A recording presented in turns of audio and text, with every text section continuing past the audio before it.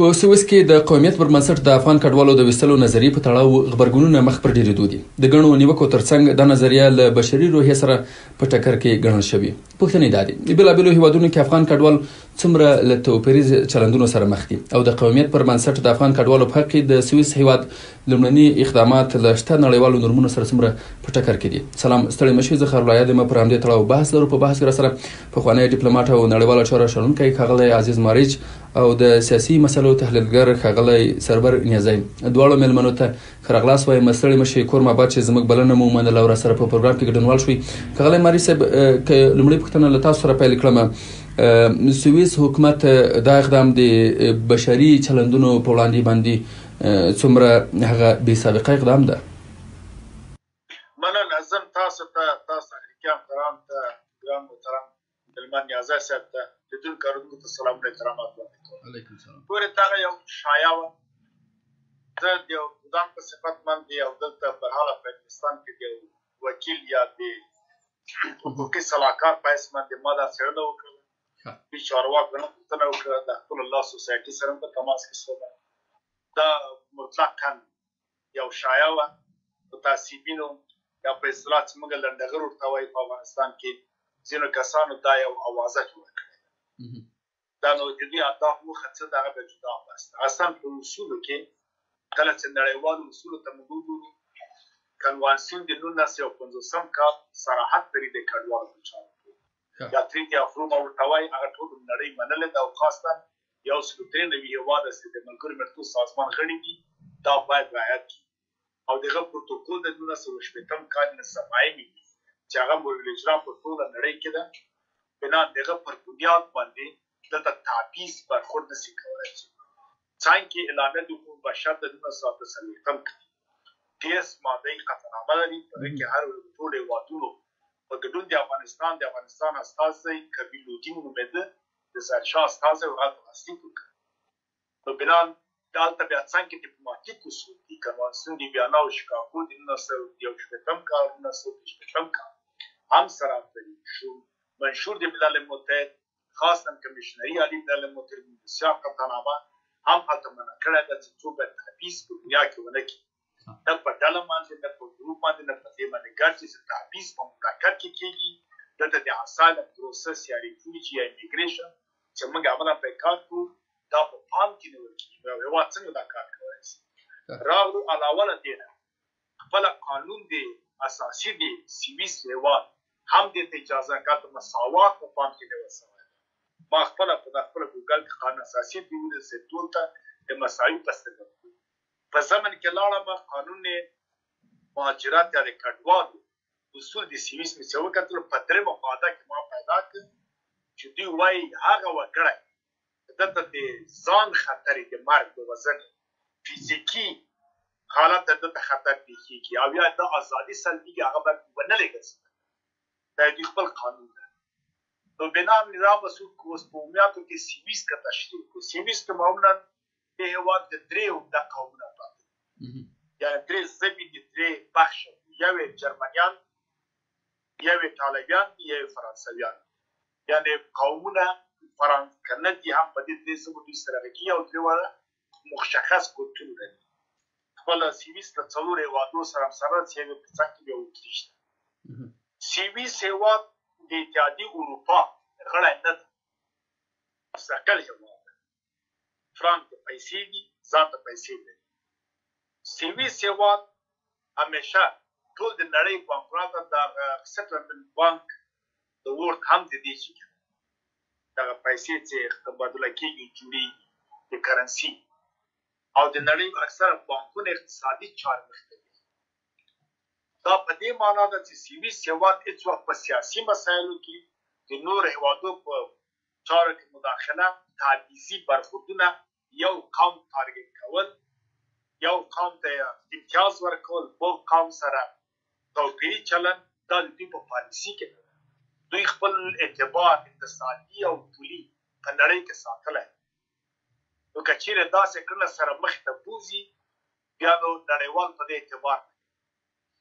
اکثریت کنفرانسونه ډېر عمومي غونډې په دې موضوعات کې لکه څنګه چې ویانا کېږي، دا ژنیو د ویانا ده، ته موږ همیشه اورېدلي. نو دا نشي کولی دا څه کوم موخه نه لري چې طالب ته کوم امتیاز ورکړي یا طالب په ضد باندې کار وکړي. دا هېڅ وخت نشي کولی چې ووایي چې مثلا پښتانه طالبان.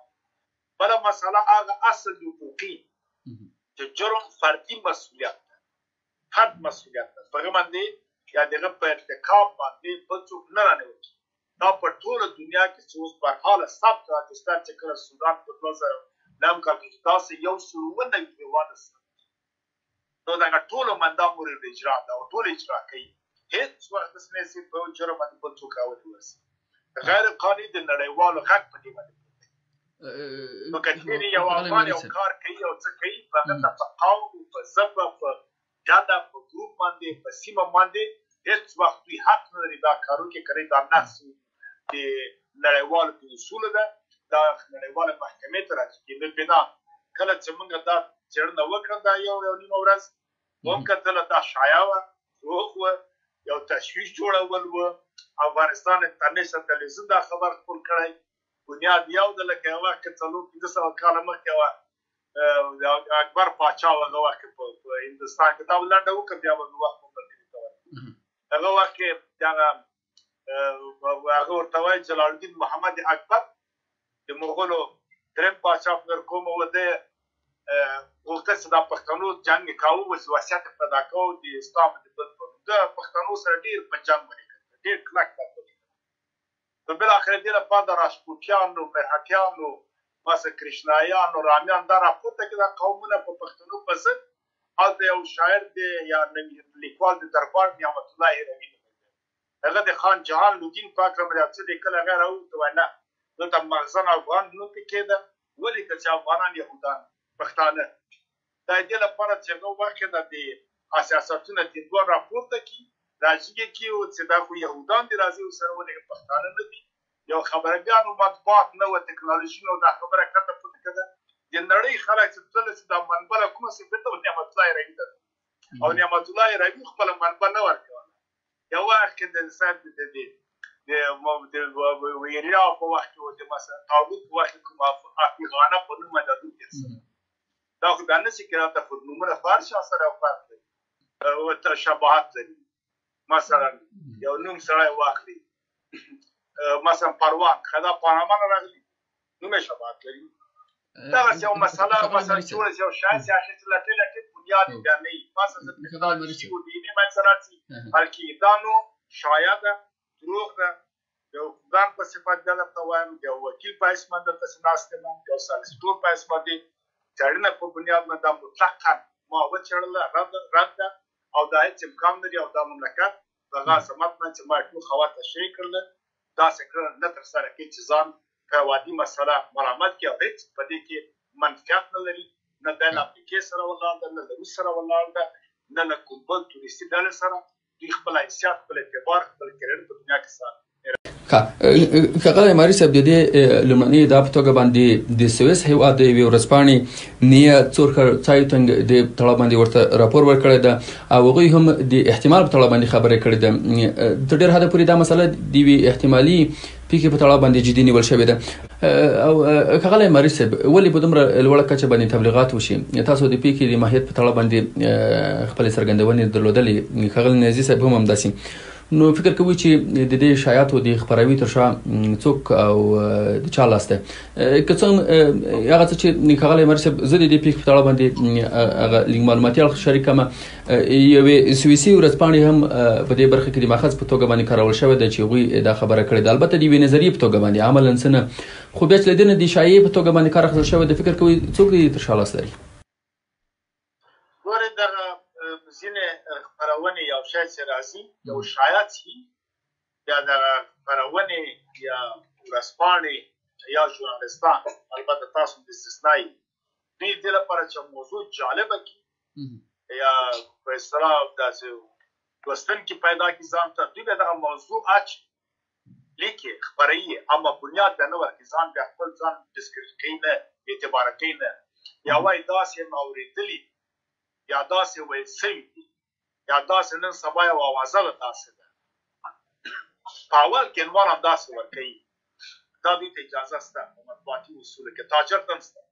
تاجر لوغاړ شي لیکي مثلا ټول هر څه په 15 پاونډه چې بیا ورسې بیا ته لیکلي چې دا په 15 دا په دومره دا په دومره دا په دومره چې ورته ولې دې لیکلي وه هماغه شی ځکه دغه اټراکټیو ورته وایي خلک راجذبوي یوه ځای اخبار هم داسې یو وخت کې به د افغانستان کې هم دغه د نجیب په وخت کې به یو اخبار به خرڅېده الاصغر ظاهرشاه په افغانستان میآید اخبار به صاحب په موټر به ټول منډې ور راپېخېسته دوه په خلکو واخیسته هغې کې به لیکل شوي وو چې ظاهرشاه یو نظر ورکړی چې هر وخت ضرورت شي یا زه زمینه مسایل زه افغانستان ته ځم دلته به یې خلکو دغه خپرونې هم همدا د شاید نورې زیاتې شي په ترنډ او باندې اوس خپله با تلویزیونونه لکه انټرنیشنل افغانستان انټرنیشنل دوی د اعتبار نه لري چې دوی یو شی وایي د مصرف هم نه غواړي خو په هر صورت باندې دا یو شایعات راوبسو دې ته چې بله ټیویس مملکت کې ما وخت تشریح کړی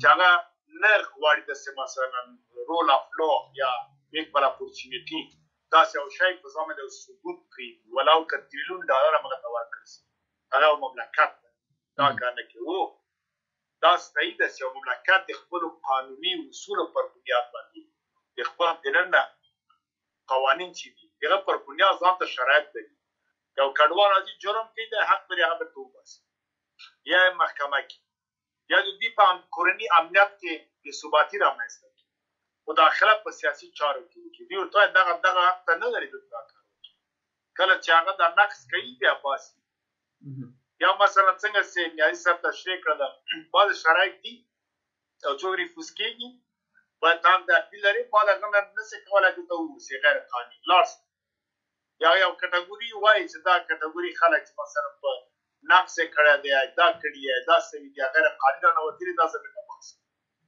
اما دې کې نشي ویلی چې ښځې باسم نر پرېږدم ماشومان پرېږدم غټان باسم یو قوم پرېږدم بل قوم باسم تور پرېږدم سپین باسم دا شی بیا دوی خلاف د ټولو اصول دا نشي کوي رابسو پوښتنې بعضې خلک یو کار یو خبره چې کوي هغه غرض لري ما مثلا د جلال الدین محمد اکبر مثال ورکړ دغه غرض دا و چې هندوان راپورته کړي مختلف قومونه دا راز صاحب د جنګ وکړي له پښتنو سره هغه وخت کې دلته سرحد له پښتنو سره په مارګله او دې جوړو کې جلم سره د عباسین سیند نه خواته دلته یې دې لپاره دوی څنګه رانوځي او کشمیر هم هغه وخت کې د پښتنو په لاس کې د څنګه دا غوریانو حکومتونه وکړل مثلا لودینیان دا کسانو چې ابراهیم لودین بیا دوی په 1500 کال کې مړ کړ